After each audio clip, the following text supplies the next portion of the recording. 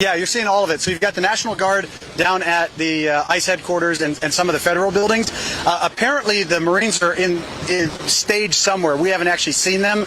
My guess is they would only bring them in if the law enforcement couldn't do what they're doing today, and I have a feeling that's why the heightened response from today, because they're staged here in LA just waiting for the word to go in and handle business. And so instead of that happening, we've got this is the largest CHP presence I've ever seen in if you want to lift up the camera, we're going to try to get that camera lifted up again so you guys can see just how many we're talking about. So it's a combination of local, state, and federal all converging on this place. Now, just something to consider. I've seen a lot of videos also recently about people in California saying, well, now you've got all this law enforcement that's been taken away from their communities. Now you've got crimes being committed all over the state. So there's still a mess in California, but at least for LA, they're putting a stop to what we've seen over the last several days today. Now what's happening across the rest of the state? Santa Ana, we know, is in trouble. A lot of other places are as well. Right. Hey Ben, this is Rick. Let me ask you a quick question here, because from what I understand, the crowd moved on to the 101, and for people that aren't familiar with LA, I lived there for about 2 years in that area.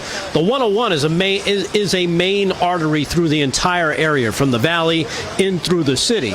In what part of 101 did they kind of cross into? Because let's face it, it crosses the 5. It'll affect the 134, 405. Yeah. Everything will just grind to a halt, right? Yeah, exactly. It disrupts everything. And for about an hour, 101 was completely shut down.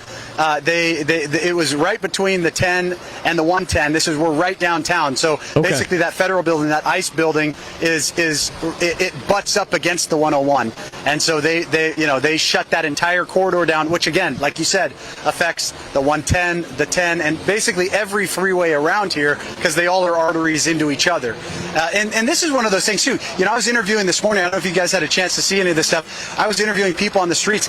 Even local Democrats are fed up with this stuff. All the spray paint, all the graffiti, and I guarantee you, you're not getting any favors. You're not turning anyone to your side that's trying to get home from a long day of work because you're dumb. Finish the line is sitting out there on the freeway blocking traffic. You are turning people off. Even people that may have been on your side before are fed up with all of it. Yeah.